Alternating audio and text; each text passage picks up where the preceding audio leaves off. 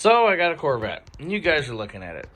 A couple updates, but I'm just gonna kind of give you guys a little bit of a rundown of the car real quick before things get too involved with my little video here. Gonna try to keep it around 10 minutes or so. So anyway, as you guys are aware, this is my car. Last time I did a little live, or not live deal, but a little update video, I said something in regards to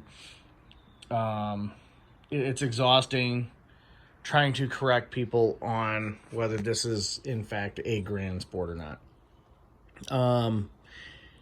You guys know it's not a Grand Sport. I have not in my videos pretended that this is a Grand Sport. But moving forward, I'm not going to correct anybody. If they ask for more information about it, then I will go down that rabbit hole. But for those people just going to the car show, just barely knowledgeable about cars at all, I'm not gonna really entertain correcting it. I use air quotes whenever I describe this car as a Grand Sport in videos and stuff. But moving forward, when I'm trying to explain, well, this isn't a Grand Sport. Well, yeah, no, duh. We all know this. But, from time to time, I might do it. So, if you guys see me not mentioning that this is not a Grand Sport, or, I'm just going to call it a C4 96 LT4 Coupe, right? That's what I'm going to call it. And people may see, oh, Grand Sport, this is Grand Sport. Maybe I'll correct them in the comment section, or I'll let you guys do it. But moving forward, for my day-to-day personal experiences, it is just more time-consuming I'm just going to forego it, because the people that I'm trying to explain that this isn't a Grand Sport to have no other interest in the car other than, oh, it's a nice car. How long have you had it? That sort of thing. What have you done to it? They have no knowledge of C4 Corvettes. So me telling them that it isn't an actual Grand Sport is just open over their heads. Yeah. So anyway, so I got my Corvette and it's running. I still have my check engine light on for the catalytic converter on the driver's side. I know. I'll fix it. I'm not sure what I'm going to do here. Might get long tube headers. I'm not sure. But I'm just kind of... I mean, I really don't want to ruin the experience I have with the car as it is. Long tubes it might give me a different... you guys know what I'm talking about, that have driven cars with power and without power and have raced. If you mess with, let's say you put long tube headers on something that's got shorties or something, there's a noticeable difference in different parts of the power band. And I like to cruise around with the car, and I know long tube headers aren't exactly the best for that. So I might be giving up I might be making some sacrifices there. But anyway, regardless, it just is what it is. So, really cool update here. Don't mind my socks and shoes sitting there. But anyway, I got vented, cross-drilled, and slotted rotors. I got them off Rock Auto. They're R1 Performance or whatever. I got them because I've seen good reviews of them, and I know a few people in town that actually have them on their cars, and they seem to like them. The rears were non-directional, but the fronts were directional. So, those of you guys who think you know how to put these on and may or may not be like, oh, well, the vents are supposed to go the other way. No, it has nothing to do with it. It's just, whatever. But anyway, the theory here is, the way they're going right now is it bites into the top and carves off pad, I guess. Anyway, with modern braking technology and materials, slotted and cross-drilled rotors really don't give you much of a performance advantage. I got it just for simply the cool factor. People come up and they go, oh, them look cool.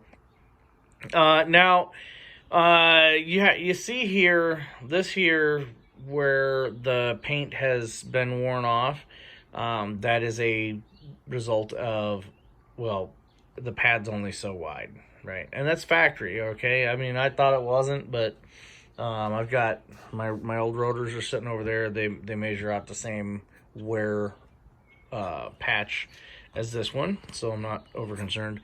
My front rotors look pretty good too, and I just got them bad boys broke in, and you know, decent brakes. I mean, I haven't had to really put the pedal down to stop, you know, since I put them on, but I have, you know, like a panic stop or something like that, you know, but at the same rate, I'm probably going to be upgrading, you know, some of the other things as time goes on. So I don't know. I don't really consider them an upgrade. Like I said, cross-drilled vented rotors and stuff like that are really not as much of a performance gain as you know, people might think that they are, especially when the car is like street driven. Race cars, that's a different story. But for street, you know, it's really not as big of an advantage as you would think, or people would lead you to believe. So you get something like this because you want kids at car shows to go, oh, cool. Let's see here. Oh, speaking of kids at car shows, I went to the show off for ALS car show over at Mississippi Valley Fairgrounds. QC Car Enthusiasts is a group that I go to, like, all of their meetups and everything, and this is their first formal car show, and I think they did a pretty good job pairing with everybody. That I'll have a video of it, you know, here in a few days or whatever. But anyway, the whole objective of it was, you know, they were raising money for basically Lou Gehrig's disease, right?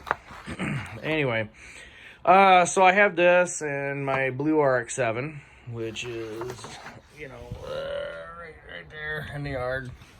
I took the alternator off. I'm upgrading the alternator to a 2-pulley. Well, I'm not upgrading the alternator. I am upgrading the alternator pulley to a dual pulley system. And since I don't have the air pump on an RX-7, on my RX-7 for the emissions, the belt gets squealy. So anyway, I always drive that around. I took it to the car show. But anyway, went to the car show, and I can now say my car is an award-winning car. So, yeah. So Vet Stripes is the company that did the stripes. I did the fender hash marks, but they did the stripes. But yeah. I blame the blue calipers here for the win, because that right there, the calipers and rotors. No, I was just messing with you. No, I mean, I'm sitting here like, okay, at every car show I go to, I mean, I see absolute dumpster fires of cars win awards at car shows, and it all boils down to, most of them are, you know, good old boys, you know, just like circle jerking everybody, you know, in the thing, because this here was actually judged. I mean, there were some nicer cars, but in my category, you know, it's I won best in class. So, but anyway, that being said, judges actually did this, whereas, you know, in other car shows I've gone to, it's, you know, go talk to your buddies and see if you guys can't win prizes, you know what I'm saying, that sort of thing. And I mean, it's a buddy club, you know, a lot of the car shows I go to, and I'm not one of the buddies, and I'm okay with that. I'm not really there for, okay. I go to car shows because of two reasons, okay? One, if they've got a charity going on, I'm going to go to that, and I'm going to donate money and stuff like that. And, you know, I think it's great because, you know, you can go there, enjoy yourself, Get some, you know, when you have stuff in like a downtown, you can go, you know, patronize the vendors and stuff, and local businesses and everything.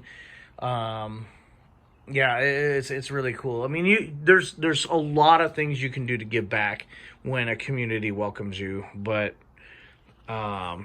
you know, but anyway, and I always do that for, you know, I take it because, you know, kids love looking at these things, right? I want to inspire the next generation, right?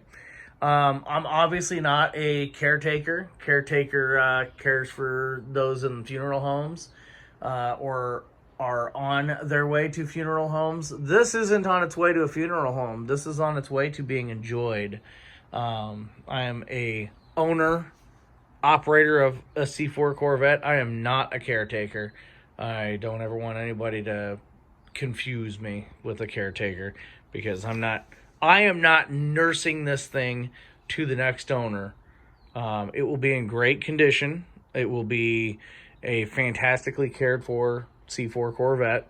It'll be all there, but it's going to be nice. And the next person's going to get in it and go, all right, how many miles can I put on it? You know, that sort of thing. You know, these things were not meant to be sat and looked at. You know, we've got National Corvette Museum. There's plenty of them sitting around in museums that we can go look at and drool at. That's fine. But it does annoy me that so many people bought these cars. That's one reason why the prices on these things are so low. Just remember that, guys. Between the C3 and the C4, which these things are both, you know, the C3s and the C4s are, if we're talking about base models, they are typically around the same price range right now. The reason why is there's so many of them made. I mean, you have to crush a lot of these things in order to get where the prices of, say, a ZR1 is. Just is what it is. And even then, a ZR1 isn't worth that much because the base model isn't worth that much. And people aren't going to spend, you know, Dodge Viper prices on ZR1s when the base model, which nearly looks identical, is something you can have for not even half the price. And, you know, I mean, there's some crazy priced cars out there that are museum quality, but I mean, realistically speaking, I mean, those are the few exceptions, and a lot of them do have low miles just simply because, I don't know. I really couldn't understand buying something and just never driving it. I mean, okay, you got me. I got that 79 RX-7 over there. It has not moved under its own power in half a dozen years, or more. Well, since it's been with me. But that's just because I've got other things going on, and I'm working on things. All it needs is a carb, the gas tank cleaned, and we're back in business, right? But anyway, so, yep, you're looking at an award-winning C4 Corvette. And you know why? You know why I can guarantee those judges voted for my car? Because I'm not scared to take it out. I'm not scared to enjoy the car. I'm not scared to work on the car. I mean, everybody that's talked to me knows that I did everything to the car. You know, all the suspension, the painting the calipers blue, whoop-de-doo. But you know, I mean, this car's a labor of love. I've done it myself. I mean, you know, it is what it is. You know, obviously Vent Stripes did the stripes, but I put them on myself, you know, and I ordered them from him, and he did a really good job with them. But anyway, guys, questions or comments, feel free to leave them in the comment section below. Yeah, cool beans. This was an awesome show. I do take this car everywhere, so just because you see Quad Cities doesn't mean I'm not in Omaha or Des Moines or up by Naperville or Chicago, or, well, Naperville's pretty close. Bloomington. Anyway, I'm not above popping into town wherever I'm at. Heck, even California. You know, you guys should know by now, I'm not scared to drive this thing, you know, and you shouldn't be either, right? one of the best experiences of owning this car has not been actually owning it. It has been driving it and enjoying it. And yeah, so that's all I got for this. If you guys have any questions or comments, feel free to leave them in the comment section below. Until next time. So I got a Corvette, and you guys are looking at it. Share your stories below. I love hearing them, and I look forward to seeing you in the next one.